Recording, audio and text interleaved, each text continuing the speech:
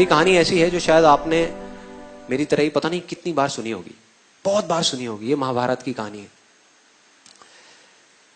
एक बार अपने एक आश्रम में द्रोणाचार्य का नाम सुना है सबने? द्रोणाचार्य, उन्होंने पांचों पांडवों को बुलाया किसी चीज के लिए, और जहां वो लोग खड़े थे, जहां पर वो गुरु द्रोणाचार्य खड़े थे और साथ में वो 5 पांडव खड़े थे, उसके सामने एक नदी थी, उसके सामने एक पेड़ के ऊपर एक बर्ड को रख दिया, एक लकड़ी की बर्ड को, लकड़ी के पक्षी को रख दिया, और उन 5 को बोला कि जा करके इस पे निशाना लगाना है, निशाना लगाना है इसकी आंख पे, इसकी आंख पे निशाना लगाना है। और एक एक करके उनको बुलाया।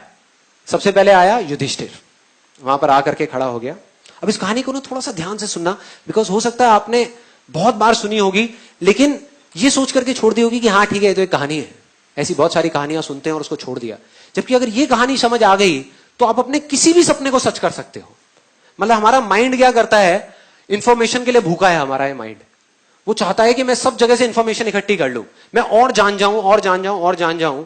जबकि सच में अगर कुछ करना है तो कम जानना है और जितना जानना है उस पर फोकस करना है। एक्चुअल में जो रियलिटी है,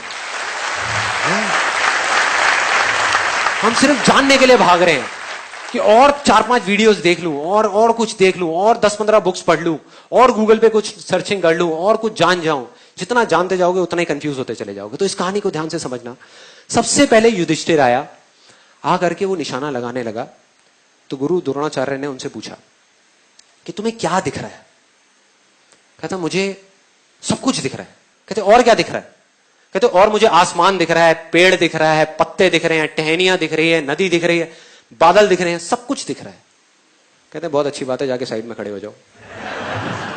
उनको शांति से साइड में खड़ा कर दिया। उसके बाद में भीम आया। भीम से भी दोबारा से यही सवाल पूछा कि तुम्हें क्या क्या दिख रहा है? उसने भी अपनी पूरी लिस्ट बता दी, मुझे ये दिख रहा है, मुझे वो दिख रहा है, सब कुछ दिख रहा है। फाइनली अर्जुन आया। अर्जुन से पूछा तुम्हें क्या दिख रहा है?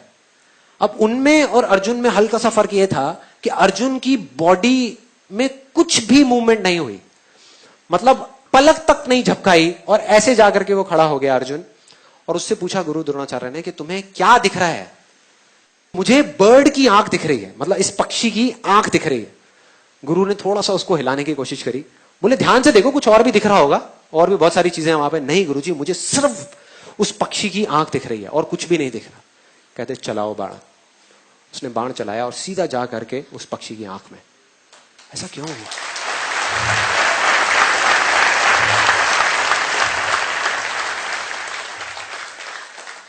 बस इतना सा फर्क है जो आदमी कामयाब हो जाता है और जो नहीं हो पाता उसमें। इतना सा फर्क है जो आदमी अपनी इल्यूजन को रियलिटी बना पाता है और नहीं बना पाता उसमें।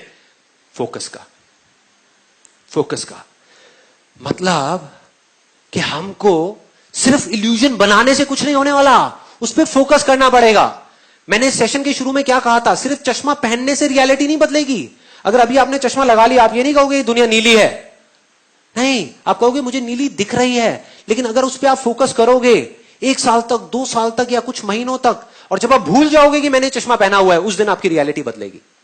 मतलब कि फोकस करना पड़ेगा।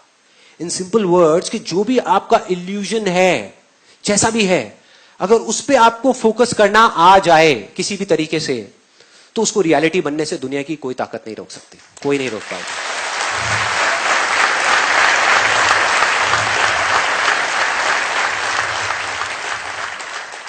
और कोई नहीं में आप खुद भी शामिल हो। दोबारा बोलूंगा, कोई नहीं में आप खुद भी शामिल हो। अगर खुद भी चाहोगे तो अपने आप को नहीं रोक पाओगे। इतनी पावर है इस फॉर्मूले में जिसकी मैं अभी आपसे बात कर रहा हूं, इस तरीके में।